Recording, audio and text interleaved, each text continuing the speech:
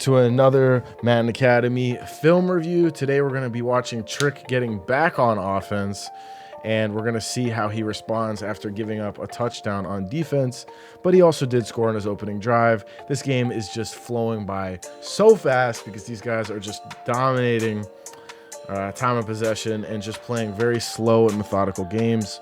So if you are a slower and more methodical player, maybe this gameplay would be more suited for you.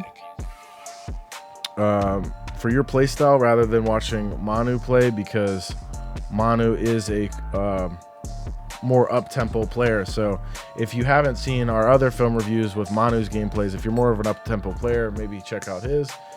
If you are more of a slower paced, methodical player, maybe these will be more beneficial to you.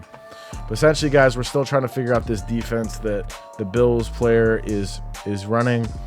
Trick is in Eagles playbook and trying to dissect that defense.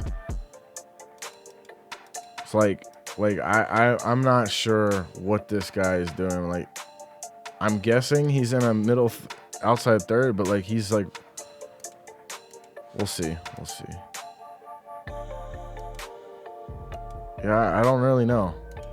This is a very confusing defense. This is not normally that I'm getting stumped by it. And he's calling dollar. So it's like, it's got to be something I know.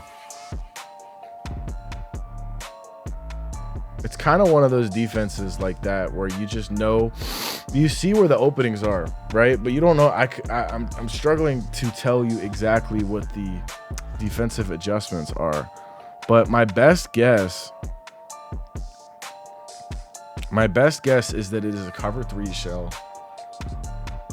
It is a cover 3 shell, and he may be manning up things. He does man up things from time to time. That's my best guess.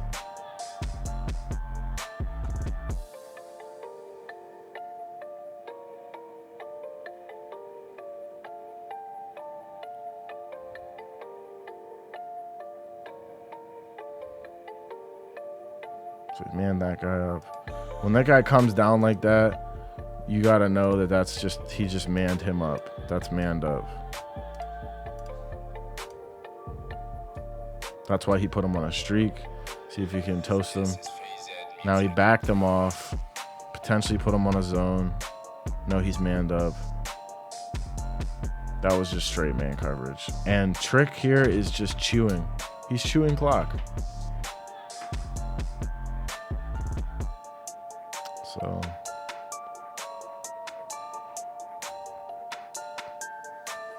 he's gonna try to make sure that this is the last possession before halftime, so that his opponent doesn't have an opportunity to take the lead after halftime.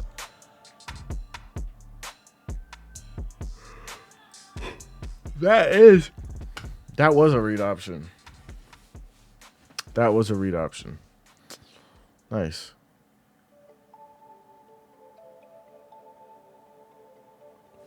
So let's go ahead and skip ahead here a little bit, because he's just going to be chewing clock.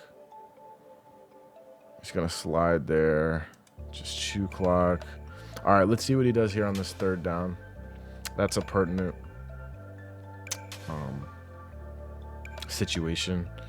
See how he approaches it, because before he's just trying to chew clock. So he's going to come out in this. He's going to come out in this play that is going to. It's really going to create space right here. This is going to clear out. This is going to clear out. It's going to create space right here. If the user's not here defending that, that's going to be an easy completion right there. Okay.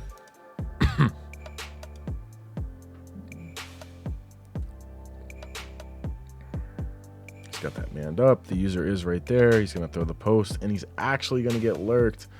Oh, no. That's not looking good for Dog Trick.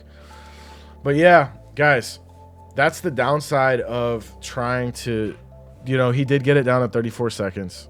But that's the down. But now he has 3 timeouts, 34 seconds, and the ball. He's in a very crucial position to be able to win this game, because if he gets a touchdown here before half, he also gets the ball at half. He can go up 21-7 hypothetically, and that game would basically be over. So it's very important to understand that when you are chewing the clock, you're not only putting pressure on your opponent, but you're putting a lot of pressure on yourself to execute as well.